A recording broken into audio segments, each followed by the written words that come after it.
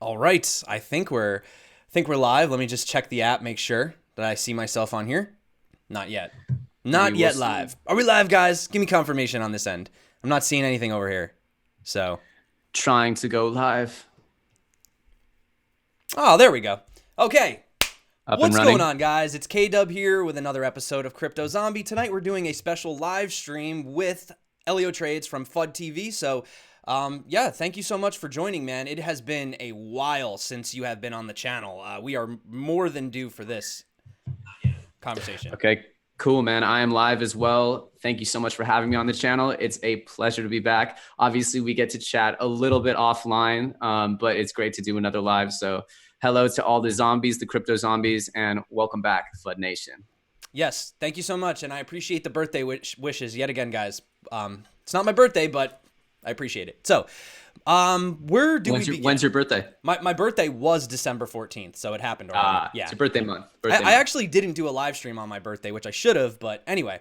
So, yeah, let's talk about what's going on in the markets, man. I mean, it's been a long, long time, and I know, when I first got into crypto, I remember we were one of the first people to kind of live stream together on my channel. We used to do the group chats back in the day, but there's been so much that's really just changed since then. I mean, it feels like a completely different landscape at this point. Back then, it was all like talking about what your favorite coin was and this project and that, and now it's kind of like a completely different environment. So many different people have left the space. You're not seeing these moon boys and Lambo talk anymore. It's more realistic. It's a lot more down to earth, and I feel like those that are still here have definitely learned a lot. I mean, I don't know about how you feel about this past year. Yeah, obviously I was lucky enough to get in before the huge waves. I was lucky to hear about this a long time ago, but obviously, just like everyone else, I made significant bets and put significant money down at the wrong time as well. And I got people in that I cared about to join this movement, to join the revolution. Maybe at the on the wrong moment, but it is one of those things where it's always good to be retrospective and to acknowledge the learning experience that is consistent, and I think anyone who tells you they know everything and that they have all the answers and that just listen to them, that's really the thing to be wary of, and to understand that, like you said to me offline just a bit ago, is the community is really so amazing in that you can learn from most people in the community. Everyone has something to offer. Yeah, the community definitely keeps me going. I mean, seriously, if I didn't feel that anyone cared, there'd be no point in even doing this, But every day I wake up and there's just so many people, in the Telegram chat, on YouTube. It's a really great space. And yeah, you do get every so often somebody pissed off, they lost money. There's always trolls here and there. But I would say like 95, if not more percent of the people that I'm actually talking to now, it's just a pleasure, really, to be in the space, It's totally different. And I'm seeing so much progress with these different dApps, what they're working on, and these different coins and stuff. It's not like it was before. It's definitely very different. And even down to just the climate with the regulatory things and talking about STOs and ICOs. And one of the things that I think is pretty cool is you've actually been speaking and reaching out to these other people. Like, normally I just talk to people in the space, but you've been talking to other traders. That one guy you had, he was saying that he sees Bitcoin going down to 1,500, right? So I don't know if anybody saw that. Can you just kind of tell who this guy was and why he thinks that we're going to 1,500? So yeah, I had this video, and obviously it was funny timing because if you look at the video plays, the day that we put the video out, Bitcoin had a nice rally. And so I'm saying Bitcoin to 1,500 on the thumbnail. Well, I'm not saying it. I'm putting on an expert who's saying this. And the story behind that, obviously, if you follow FUD Nation, or FUD TV, you know the story behind that is I covered a CCN article where they said a Bloomberg analyst is calling for 1,500. And I said that as part of a news episode, and I got a reach out on LinkedIn by that Bloomberg analyst saying, "Hey, I follow your channel. I'm actually a really big fan, and I just wanted to introduce myself." So I said, "Okay, cool. Do you want to come on the show and explain yourself?" And it actually took us a couple of weeks to end up finding a time that fit both of our schedules. But then he comes on and he kind of ran us through. I knew as I was doing the interview, I didn't do it live. I did it pre-recorded and then edited it.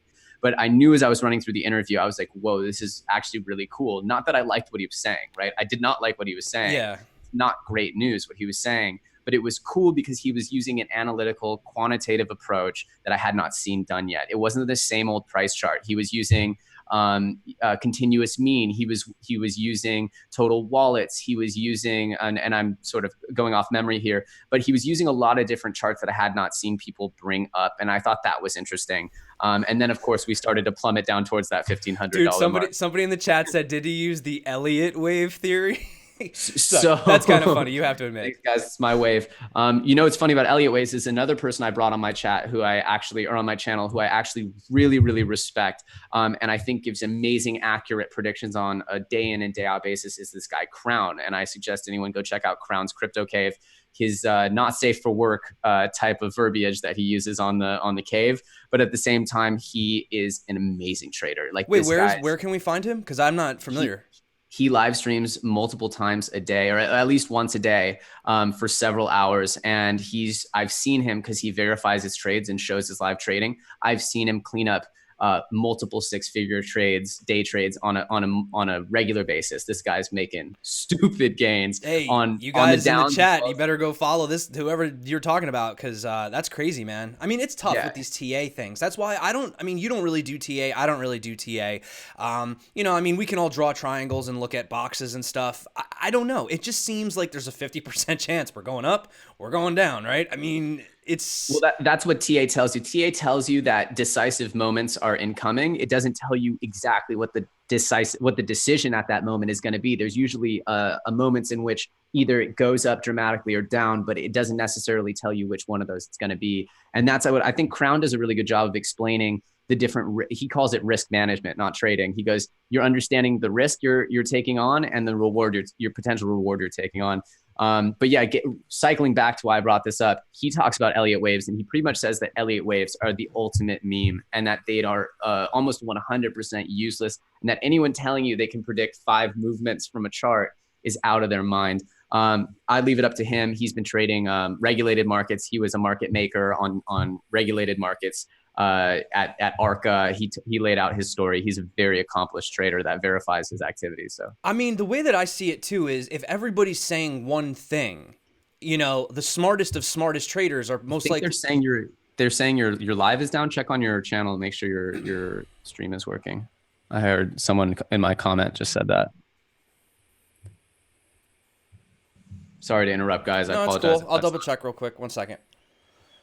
Yeah, it could be. I've been having a little bit of a issue with my internet at my my house lately. I need to talk to Verizon about this. So, well, you're coming through perfectly to me. Yeah, it looks like it's working good on my end too. So I'm not sure. Maybe somebody just. Sorry for that interruption. Apologize, everyone. Yeah, it seems all right. If it's you know, worst case, just refresh it. Maybe if it doesn't work. But it could very well be me, guys. Like I said, I need to talk to my Wi-Fi provider, because I don't know what's been going on, but it's just not been good lately. So. Yeah. So, yeah, I mean, you know who else is saying that is Tone Vase, too. Tone Vase thinks that we're going to go down to 1,500, and that would bring us at the peak of, I can't remember. Was it the 2013, 2014 bull run, whichever one it was? One of them, I think it was 2013 top. Could be wrong. So he thinks that we're going all the way back to there. I mean, and here's the thing. If people have been riding this wave all the way down, like I have, like many other people have, it definitely sucks. But the truth is that the lower it goes, the more of an opportunity you have to buy lower, but also the more volatile it gets, because the lower and lower that the actual overall cap goes, the easier that it becomes to manipulate, unfortunately. You know what I'm saying? So it's tough. And, you know, I stopped, man, people ask me, what coins are you buying? What are you doing this? What do you do? I'm like, dude, I don't want it on my channel anymore. I'm tired of that, you know, because inevitably somebody judges, well, you said this, I bought it, it went down. So I think the most important thing as a community is focusing on building, focusing on real world use cases, building these applications that we can, and I always use the example my grandmother can use, my grandfather can use. I really want that to happen. I'm tired of the speculation, you know, and ICOs really, I don't want to say they ruined the space, but they screwed it up a lot, you know, and they left a real bad taste in people's mouth too. So well, it's a weird combination of factors. You know, it's not just that your grandma could use it, but that summarizes an interesting standard that we've developed here for modern products, which is that it has to be really intuitive. You know, iPhones are extremely intuitive. Babies are very easily able to figure out the pinch and the squeeze and the swipes. Like it's an intuitive functionality that's been developed, right, over many years. You know, original computers and original operating systems didn't have that kind of intuitive feel to them, but it grew to be what it is now. What I find kind of funny is that intuitive design has not jumped over into the crypto sphere. And before, at least in the centralized product space, it was not so easy to kickstart your projects. It was, you had to go through the boys club, the VC boys club, to get someone to bless you with, whoever can write a $150,000 or $500,000 check to get you your prototype, and then another $1 million to get and you had to go through these very cynical, very accomplished types of people who were going to shoot down 99 out of 100 projects. So there's that original filter on the centralized projects, where we don't have that same filter, which is kind of what you hear the complaints of these regulatory agencies about. That's what they're trying to say is, in so many words, you retail investors don't know how to tell a good thing from a bad thing. And that's kind of why they're trying to put all these regulations on the market. But in the reality, what we saw with ICOs is that there were a ton of people who didn't know what they were doing, and they raised a lot of money, or they did know what they were doing and mismanaged it. And then you factor in the huge drop in the value of the funds, and people who thought they had $30 million to play around with are actually down to $2 million, or, they spent a bunch. So they're down to, $500,000 and they've got 20 employees or something. It's an interesting and very tough time. And yeah, a lot of these ICOs totally messed up. And it's just amazing to me that you and I don't have an app or a product that when we hop on, we just open it. That's like one part of our day, is to open up a D app that we like. Well, I do have apps that I open, but unfortunately, they're YouTube, Instagram, things like that. Things that, are pretty much centralized, unfortunately, because you really don't have those dApps out there that are working well.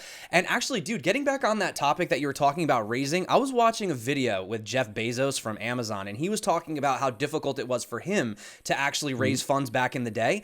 And he was just trying to raise $1 million, which is like nothing compared to what these ICOs were raising today. And he literally built the biggest retail business pretty much in the world. But so he got 22 different investors, and he got like 50,000 from each of them. And it was crazy because one of the biggest questions that they asked him was, what is the internet though? So like the thing is, they love the concept, they love the idea, but they were just like, what the heck is the internet? And it just reminds me now of like, you still have so many people out there that really don't understand the real use cases of blockchain technology and what it actually is and what it actually does. But then on the flip side, you have some people that are trying to make blockchain technology something that it's not, creating apps that are not necessary, things that you don't need blockchain for. And that was another part of not just these scams and people mismanaging their fundraising, but also just the fact that we don't even need that on a blockchain, and that itself also makes the space and the tech look bad because it's a terrible use case. So, it's the walk, crawl, or it's the crawl, walk, run sort of paradigm, right? Whereas you look at Amazon. Why Amazon worked was because he found the one product SKU, books, where he could access tons of them. You could never find that many books in one place. You always knew you were getting the right book and whatever. This is back in like 95 or 06. Yeah, it was like 95, yeah. Just like you were saying in your broadcast earlier, not broadcast, your upload earlier, Netflix wouldn't have worked in 96, right? Because you can't stream high quality TV or content in 96. So like if you think of blockchain as developing in a similar way, where sending mass amounts of data and certain putting too much information through the blockchain right now is not a very smart plan, because you're going to end up with a terrible experience. Exactly, dude. I couldn't have said it better. It's like, imagine, like you said, like we said in the video and today, if you had Netflix in its form today, it wouldn't have worked in 2000, even though it's a phenomenal idea. Like you said, broadband wasn't fast enough. You literally would not be able to stream Netflix. So if somebody had come out with a Netflix back then, wouldn't really have succeeded. And then we look at, and now we have Amazon, and they're huge, where are Amazons now? Where are our first use cases, our Yahoos, are things that are going to work in today's blockchain climate, and how are they being built so that they can deliver a great experience now versus in 10 years, where all of a sudden AI and high throughput computing and every interaction of every video game is tracked on the blockchain. Like, that's great. It's just not a reality right now. So let's build products that are able to succeed with our current level of infrastructure. I mean, I think, like you just said, gaming, I think that's a great place to start. I think blockchain gaming, maybe not like putting an entire game on a blockchain, but as far as the items in the games, collectibles, non-fungible tokens. I know I say this like on every stream, but it's true. It's a really good use case for, you know, smart contracts and things like that. So 100%. And to me, I think people are, you know, people say, I want blockchain gaming. Well, what are you saying, right? Do you want blockchain with gaming, or do you want blockchain gaming? Because I think people conflate what's going to work right now. What's going to work, in my opinion, right now is the next World of Warcraft, your items are on the blockchain, right? Nothing changes, but when you get an item of value, it's stored on the blockchain. That's not going to break the system, right? That's not going to break the blockchain. There's going to be high throughput blockchains that could probably handle that level of throughput right now. But could you track every motion, every interaction, every step in the game through the blockchain? No. Probably not, right? no. No. So it's just about what is the value add? The value add is that I have my item ownership off you know, on chain, and I can go from one game to the next with But my that's items. a good example, though. Why does the gameplay have to be on the blockchain? You can have gameplay can be centralized. I mean, a game is a game, a level's a level. Like that, the level that you're playing, that could be centralized, but the items within the level should be on the blockchain, right? And that's what I get. I guess, like, not frustrated, that's the wrong word, but I'm wondering why there's not enough of those out right now. Like, if I was developing a blockchain gaming company, I wouldn't be trying to build, you know, Netflix in 2000. I'd be trying to build the thing that gives people the most value from the blockchain by saying, hey, there's this new paradigm. You can own your items outside the game. Let's stick that in the most successful games in the world. Why does Fortnite not have that? Why does World of Warcraft not have that? I'm not a very avid gamer, guys, so my depth in naming more games is going to kind of end right there. I used to play games, then I got into crypto and I lost all track of time for everything. Yeah, my co-founder is a much more avid gamer than I am, but yeah, it's definitely, to me, is as we look at 2019, I want to see products that don't need 10 million TPS to survive. I want to see you guys put blockchain where it adds value into great products. And if you can't make the whole experience run on blockchain, then take the parts of the experience that are made much better by blockchain and move those over. And let's not cut off our nose to spite our face, or let's not ruin the whole product because we're trying to fit it into this infrastructure it can't be fit into yet. Let's add the value of blockchain. Let's get people in this hybridized zone where we're doing part centralized, part blockchain. And as we can move into the future to full decentralization, let's move there. But I personally, not to cut you off, I think that's what they're going to end up doing. I think it's going to have to be hybrid initially, because full on decentralization, like, it's not realistic. Our society is not adequately prepared for that. I mean, look what happened. We do have a completely, essentially decentralized crypto sphere, right? Where, you know, anyone can get involved in trade. I mean, literally, there's no verification. You just sign up, you buy your first Bitcoin from local Bitcoins, and you start trading, right? You pretty much you can do this anywhere. So there's no requirements. You're not seeing that accredited investor thing. So I think we've seen what happens when you let retail investors just sort of get involved and do whatever. Massive volatility. So, you know, in that hand, I can kind of see why they're starting to get all crazy with the STOs and the ICOs and stuff like that. But also, the thing that I want to point out is that it's kind of messed up. And I'm not like sticking up for ICOs, because, yeah, a lot of them, most of them are crap, okay?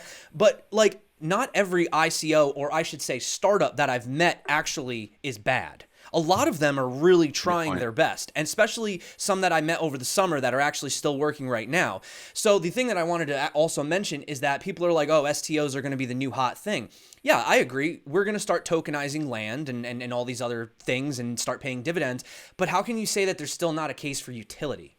There is a use case for utility tokens. We just completely lost the meaning of that this year and last year. But there is a need for utility. I mean, just take for transactions on the network with gas, right? If you didn't have gas on the network, you could pretty much just spam the network with as much, you know, execute as many contracts as you wanted, right? So it is a mechanism that does help to create that symbiotic, almost, I don't know what the word I'm looking for is, but, you know, balance in the ecosystem. So I don't think ICO, or I should say utility tokens, are going to die. I don't think that. Yeah, I agree with you 100%. That's like saying because pets.com was the biggest bomb in stock market history that all websites are useless. it's certainly not the case. Utility tokens are going to have a huge, huge presence in the internet going forward. But the problem that people just need to come around to is they have to have utility. So the only way you get utility is by building great products and get people using those products. You get people using those products, the tokens that they're attached to will have utility. Kind of that simple. I know it's kind of stupid simple, but in the end, that's kind of when you look back at 2018, it goes, you know, you heard these people talking about utility, but there was some belief that I had deep down inside that, what are you talking about? There's hundreds of millions of dollars in these companies. How are they not going to put out something that's useful? How are they not going to create that utility? I guess I thought the utility was almost just a foregone conclusion. But then you look at you look at companies and they somehow squander $140 million in a few months, and they say that they're not even going to come out with the product that they raised on. So that's crazy, man. And even down to just utility tokens in general, I think the other thing that people don't understand is that not all utility tokens are good investments. You know, like some should just be used on the network, Correct. and then that's it, right? Correct. I mean, like, when I did an interview with Chainzilla, they were talking, and they're raising a very, very, very low raise, and he came on and he was like, "Don't buy the token." Like, he went on a live stream and told everyone, "Do not buy my token." He's like, "We want you to use the token." So if you plan on using the token in the ecosystem, then purchase the token. But, please don't speculate on this. Like, we will grow and our network will become more valuable as we use this and actually interchange back and forth. I mean, I just want to point something out, okay? Like, we were talking about the ICOs. Well, Ethereum had massive utility when people were buying ICOs, right? And I said this in my video today. People were just buying at whatever price. They didn't care about what price it was. A lot of people were coming in with dollars. So what does it matter if Ethereum's $300 or $1,000 or $99? It doesn't matter. You're coming in with $500. Give me $500 worth of ETH. I'm instantly sending it over to an ICO, and that's it. So I don't care what the price is. I'll buy at whatever the ask is, right? And that's what people were doing. So the order books were just laddering and laddering and laddering, and ETH is just going from, under $10 all the way up to, I don't even know what the all-time high was, like 1,300 or 1,500 or something crazy. Here's the thing though about that. Do you really think that those relationships, I'm just going right through Ether, that was causing that much of a spike? I agree that it's probably I do if enough people are demanding it. You don't?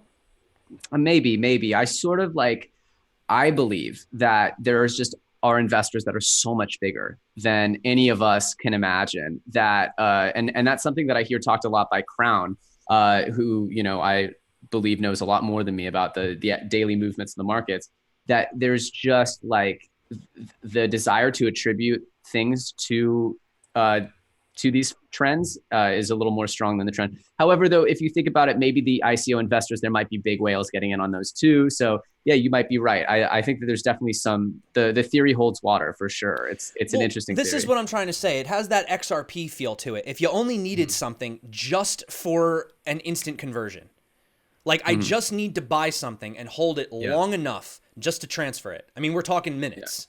Then who cares about the price? That's exactly what I'm saying. So what does it matter? I wouldn't be trying to get a deal on ETH, and sitting there on the exchange, nickel and diming it. I'd just be like, I don't care. I'm investing in an ICO. I'm going to 10x Lambo, bro. Because then if you look at what happened with when the regulators really started cracking down, you had that initial, when they first came out with that thing, this was the first time that Floyd Mayweather and DJ Khaled kind of got put on the spotlight for promoting ICOs. But it wasn't really as serious back then. And then that was when you started seeing that kind of fear. And then once it started diminishing, granted, yes, Bitcoin dragged everything down. I'm not going to say it didn't. But even with Ethereum, I mean, Ethereum used to be the second crypto, and now it's not. Right? Why? Well, because it was that belief that Ethereum was going. I think people also misunderstood that Ethereum was going to power everything, and that it wasn't just kind of like a place where things were getting kickstarted.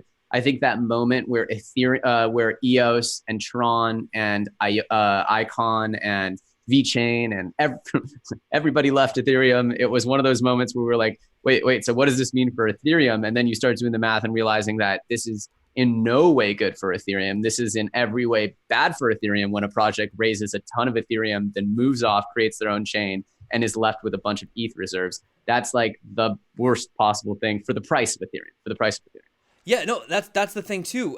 You were talking about that as well. Sorry, I'm just having fun in the chat right now. Yeah, get up in that I chat. love to talk to the chat. The chat is really great. I love the chat. Definitely. So how do I get this? Everybody's Okay. talking about Music Coin in my chat. Shout out Music Coin. Music coin. What's music coin? Yo, did you see? Tokenized I want music. to just talk about something funny real quick. Did you see Mm? today that there was those scientists that now they figured out how to turn copper into gold? So then I saw this thing on, I think it was CCN, where they were basically saying, "Oh, forget it. Now gold's over. Don't invest in gold. Now they can't tell the difference. Invest in Bitcoin because Bitcoin can't be, created. But now they've created gold." And I just thought that was really funny because if you actually read on the article, it still has the density of copper.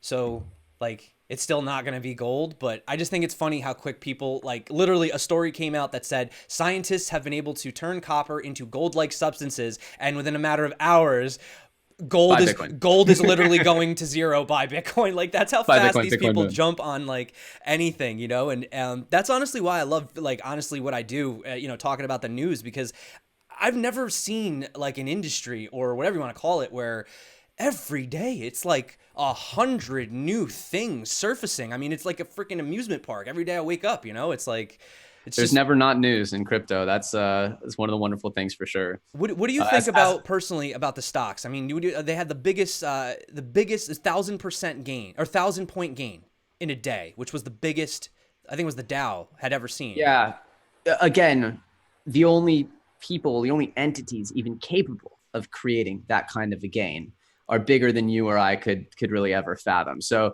it's again this misconception that a bunch of people woke up the day after Christmas and felt so optimistic that they all just said, you know what, honey, I'm going to go ahead and put a portion of grandma's inheritance back into the markets, and then this magic. No, that's not what happened. This is a Goldman Sachs and, Fidelity and all these guys got together and said, for all I know, this is the sucker rally that everyone's trying to give a little more optimism in the market before they dump on a bunch of retail guys like you and me who go try to get involved again. Oh, the stock market's bouncing. Let's go get back in, honey. That's, what I think is the reality is I think that you have huge whales that understand that when things crash, they crash like this, Mm-hmm. and that every time there's a local bottom, there's a chance for a pump, a dump, and more gains, and so yeah, I think that the stock market's going to be hard to predict. It could be right in the same place, just going like this for a year. I don't think it's going to grow much in a year. I don't think we're going to get back to like the 25,000s for the Dow or anything like that. But it's not necessarily guaranteed that you're going to see a huge collapse or anything like that. Like I think a lot of people in crypto expect there to be just a massive collapse of stocks and traditional equities. I mean, stocks don't really, they're not, from what I've seen, they don't swing that crazy. Not the way that crypto does. Um, I well, I mean, mean, they do if you can. 30%, 40% correction in a month. Well, okay, but yeah, well, we see that in a day over here. Well, not a day, but yeah, there was Anthony Pompliano. He said that it had lost Mm-hmm. 755 billion. I think it was on December 4th. Yep. That's like 5 times our market cap or something like that. That's crazy. That's Yeah, I nuts. mean that was in our entire market cap, even at its peak, and so it's did you say trillion or billion? Billion. Yeah, because we were up at 800 something. So yeah, so we the tech stocks alone, the FANG stocks alone lost that much, and so it's Facebook, Apple, Amazon, Netflix, Google, and so and I just did a video today where I talk about speculation versus utility, and obviously you're going to see the FANG stocks were trading at huge speculative values because people are going, oh, Facebook's just going to keep growing forever. I feel comfortable buying it at orders of magnitude more than in theory it should be priced at right now. Whatever how much they're making every year and sort of basic math on that.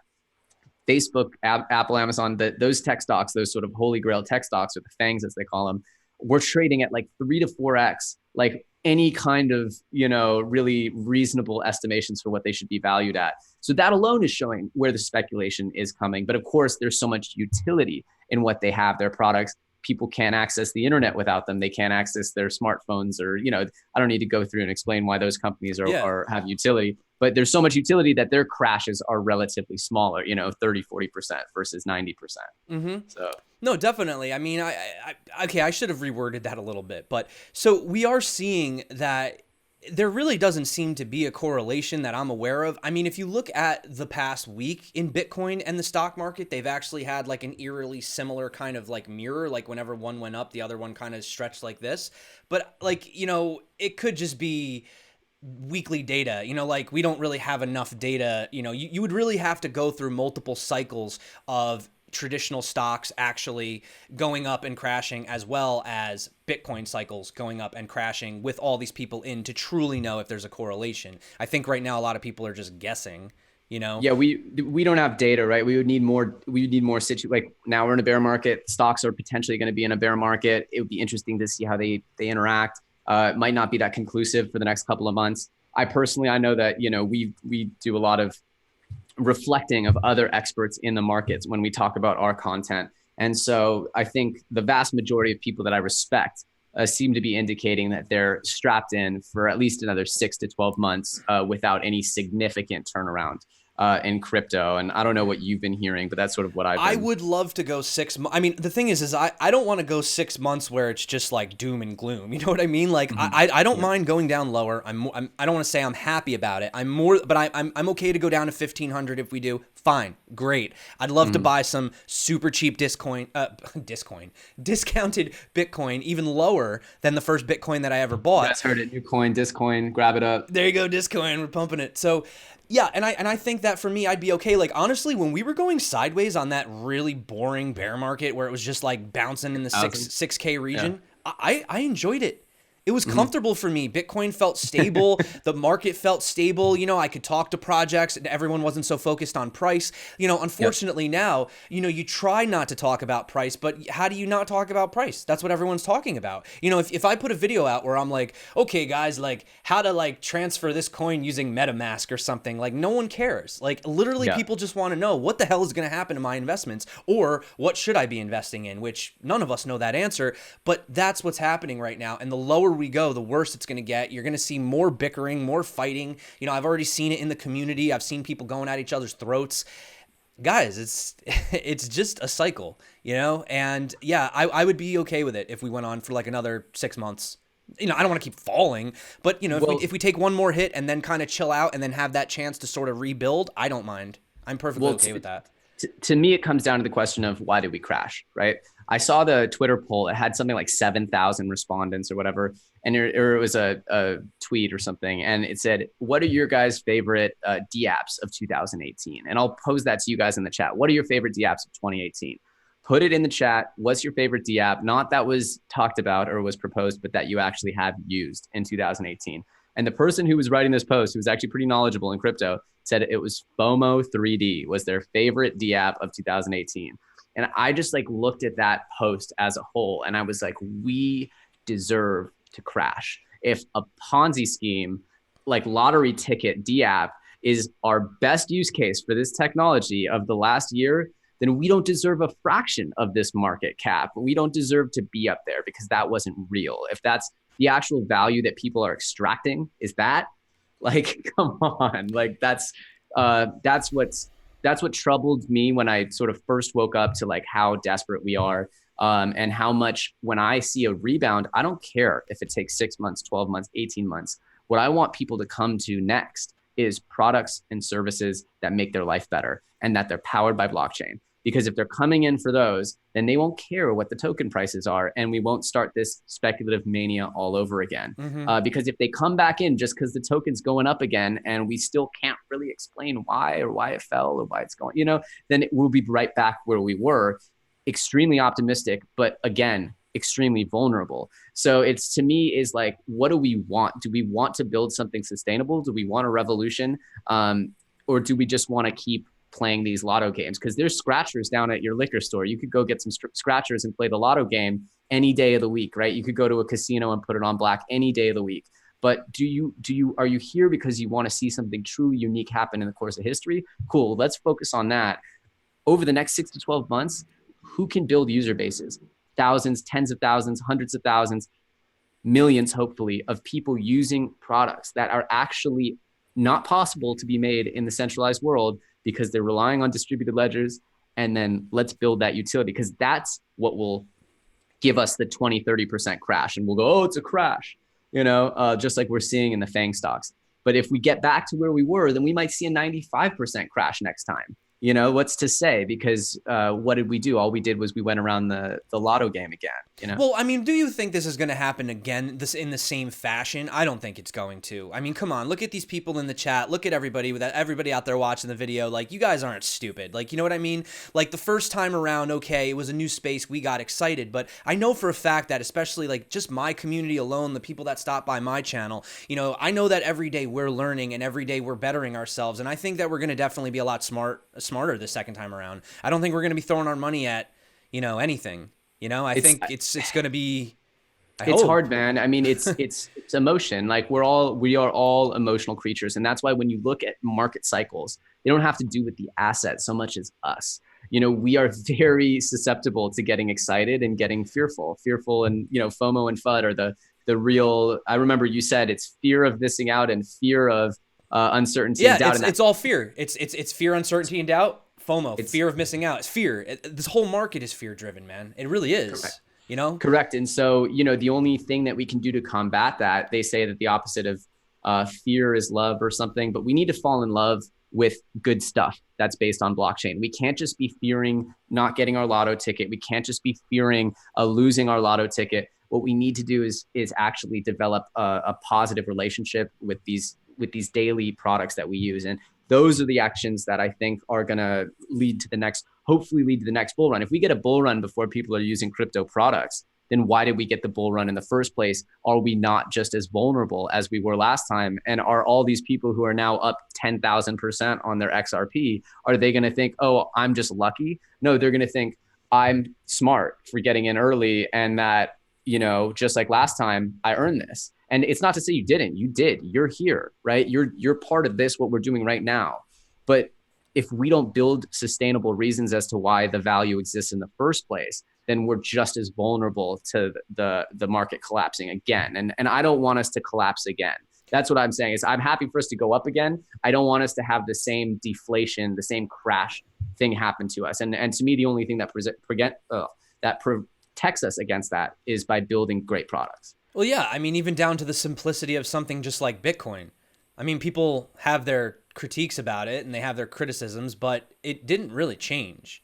Okay, we got SegWit got added, but for the most part, it's the same Bitcoin that it's been. Well, it actually in some ways got worse, because when millions of people tried to use it, the fees went through the roof, and the time, you end up taking you 6, 12, 15 hours to send a Bitcoin. And so it's like, in a certain sense, it got worse, and so the actual utility, right? What people might use it for. And then if you're just using it to store value, that's great.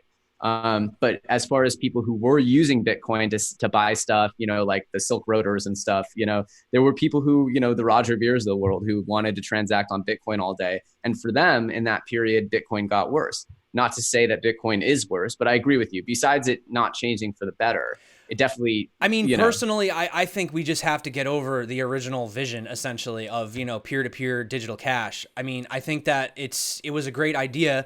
I like Satoshi. I don't know who he, they, she, them are, whatever.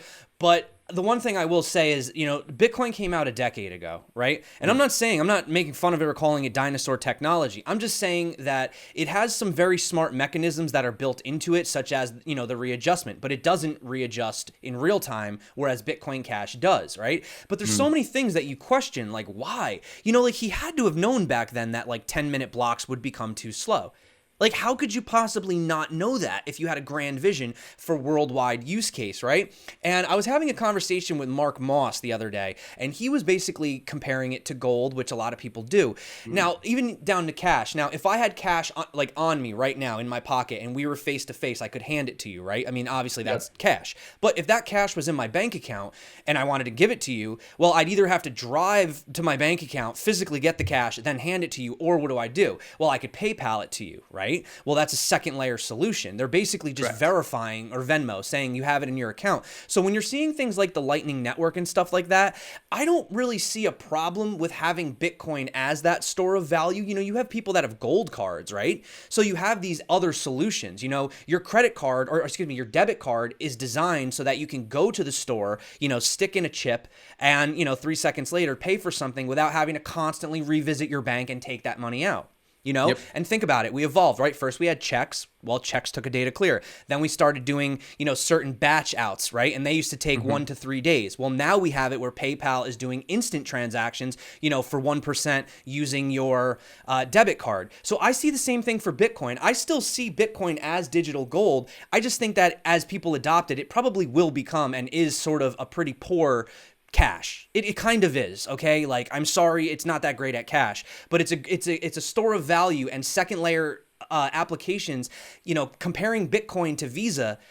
Why are you comparing Bitcoin to Visa? Bitcoin isn't Visa. That's like comparing Visa to the dollars in the bank account. No, Visa is just a secondary solution that says, hey, he's good for it. It's in there, right? It's like a glorified bar tab. So I think that we almost like want it to be more than what it is, but like if you compare it to things that we have now, like these second and third and fourth layer solutions, it makes total sense. So I don't understand the constant, like, you have to own Bitcoin, or you have to own XRP, or you have to own Ethereum. I think all these different tokens and coins have completely different use cases, and to each his own. Some people may not see the value and other people will. You know what I'm saying? And that value we don't know yet. I don't know that, and you don't know that. I totally agree that like the second layer thing, that's the cash, right? Because at least right now, to bring this full circle, why do people put their money? Why do people recognize cash or gold or anything? Because people have done it for so long. And so I think for us to, you know, I think one of the main things people like to overlook, and one of the main things people miss when they argue why Bitcoin may or may not be the cryptocurrency of the future is, it's confidence, and confidence is built over time. We care about money and USD because over time it's been respected. We care about gold because over time it's been respected. And the more time behind an asset that it's been respected, the more confidence people will have putting their money into it. It's like the Lindy effect almost. The longer something's been, it has you know, if something's been around for 10 years, there's a good chance it'll be around for another 10, right?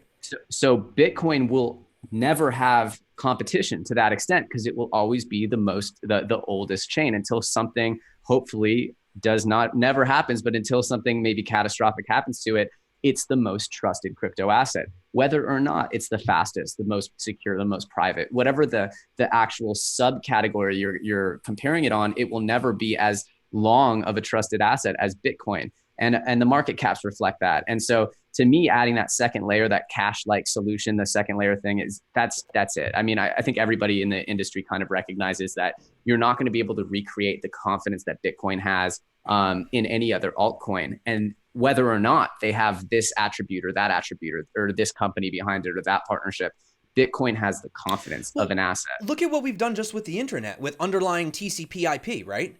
I mean, that's not really the greatest tech, right? But look at all the stuff that we were able to build on top of it. I mean, we went from using dial-up modems to cable. Now we have Wi-Fi. So, you know, and all these different service you have, you know, on your phone. Some people are getting 5G now, right? Well, it's the same thing, right? But it's these solutions that we add on top of them. The Wi-Fi, the FiOS, right? That's what makes your internet fast. TCP/IP on its own is kind of outdated, you know? And but we're using it because, hey, everybody uses it, so why not, right?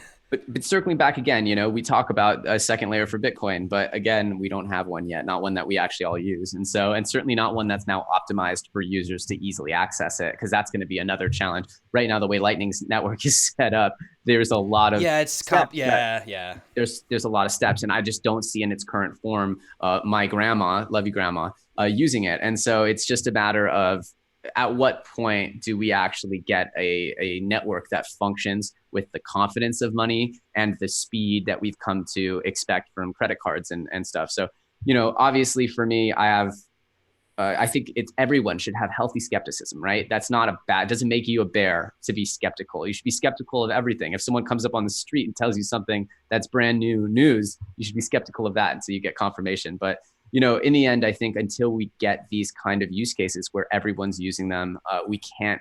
I don't think we should want to grow back to where we were, because if we do that, then we're growing based on not real value. And that's, to me, the problem of the opportunity, the challenge and the opportunity of where we're at now is turning and making great products with this amazing infrastructure that's sprouting up. Like you said, this 6 months, 12 months, we can go that long as we know that we're moving somewhere. No one wants to come and participate in a crypto community that we feel like is a sinking ship. But as long as we know that we're moving towards a better, a better piece of amazing part of the earth, then let's go through these storms. Let's go through these waves, and not the Elliott waves, but the other waves, and we'll get there. But I think that we should be excited to not grow until we see these products, until I see, millions of people using D apps, and I see at the top of the App Store in the iTunes Store a product that has blockchain, a game that has blockchain, something like that. Like, well, Atari, they're doing. Did you see that they're doing Roller Coaster Tycoon on blockchain? That's pretty. I did see that, and I cool. actually have a personal connection to that team in LA here. So, yeah, I happen to know a little bit about that. I'm not a great gamer, but I happen to be very close with that team, and I'm very excited to see what they come and do, because there's actually a young member of the founder of Atari's family that's really into blockchain, super gung-ho, a good friend of mine. And so I'm excited to see what they build. And you know what's funny? I was thinking, I noticed that in this space, there's like a common theme where if it's like a new startup or something that's just coming out or something that people aren't familiar with, it's automatically like a scam, a piece of crap, you're shilling it. You know what I'm saying? And I think it's because people have been burnt so much from all these things that, came out previously, because like you were talking about DApp usage. Now, I know you're a big Tron fan. I'm pretty well aware of that. Now, I got to be honest, I've never really like dove into Tron like heavily the way that I should have, but I have seen them coming up a lot lately, how, they're having all of these users and they're having a lot of daily active users, which is crazy, because some of these other apps out there, like Augur, which is on average, it has like 5 users a day. That's insane. Like, do you realize an app like that, I don't even think would get listed on Apple. I think they would pull it and just be like, why is this up here? Like 5 users a day. And I remember adoption? At one point you had Dan Moorhead, who's the head of Pantera, saying that was one of the projects he was most excited about, was Augur.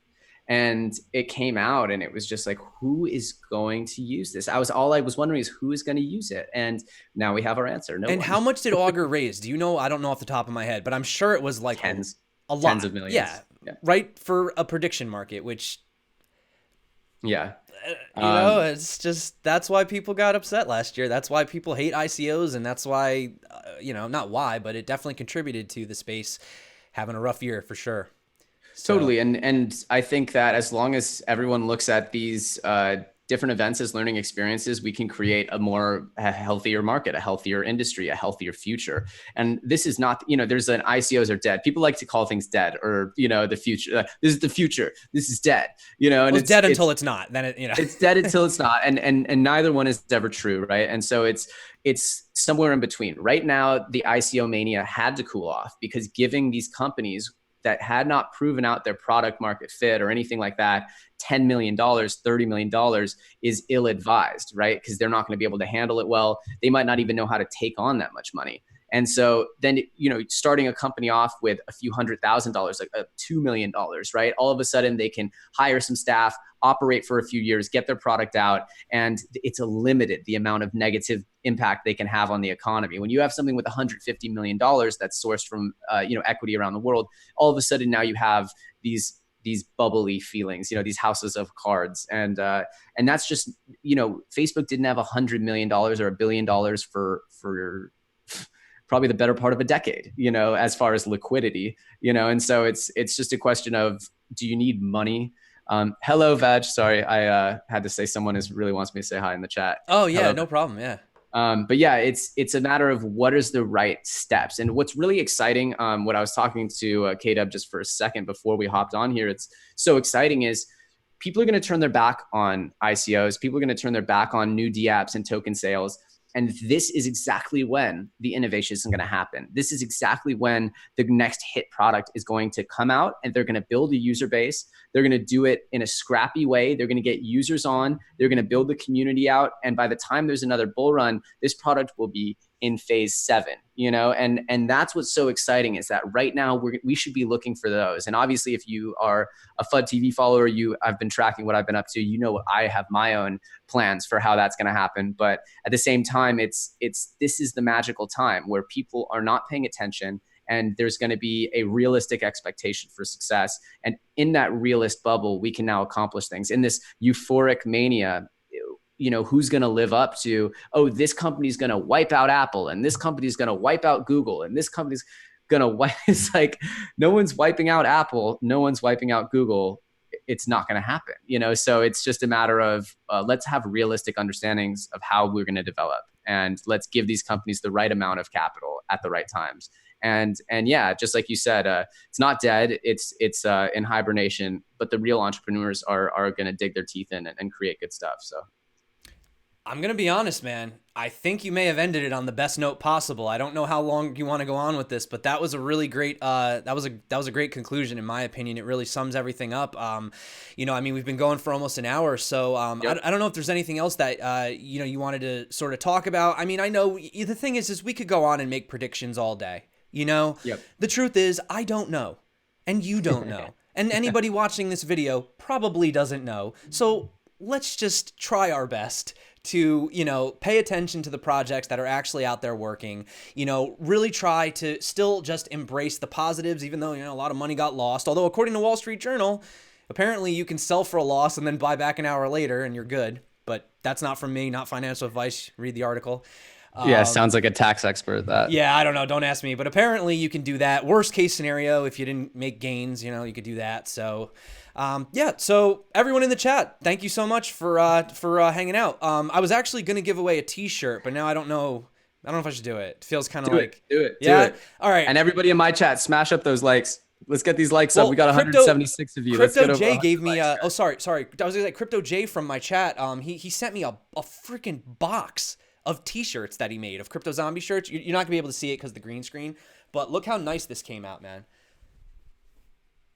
It's really dope. It's so nice, man. And I just want to say thanks to Crypto J. I mean, he did this totally free on his dime, and we're giving them away, so it's freaking awesome, man. I mean, this is the community. You know, I'm not making a dime off these shirts, and we're just giving them out. So, yeah, you know what? Let's do a giveaway, but we're not gonna do it live. This is what we're gonna do.